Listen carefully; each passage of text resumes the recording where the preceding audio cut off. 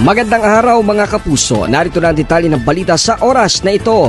Namahagi ng iba't ibang agricultural at fisheries intervention ng Department of Agriculture, Philippine Center for Post-Harvest Development and Mechanization o PhilMec at Bureau of Fisheries and Aquatic Resources o BFARMI Marupa sa isinagawang turnover ceremony nitong September 26, 2025 sa Municipal Covered Court ng Taytay, Palawan. Kabilang sa ipinagkaloob ng BFARMI Marupa ang mga kagamitan at pasilidad para sa seaweed farming. Layunin ng mga ito na mapalakas ang produksyon ng seaweed at matulungan ng mga asosasyon na mangingisda sa Taytay at Karatig Bayan. Nagpahayag ng pasasalamat ang mga benepisyaryo at binigyan diin ng malaking tulong ang naturang interbensyon upang mapatatag ang kanilang kabuhayan at mapaunlad ang sektor ng agrikultura sa pangingisda sa Palawan.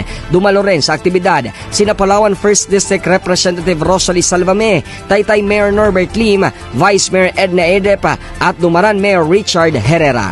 Ako, si JB Wanich ng GMA Super Radio Palawan, dapat totoo.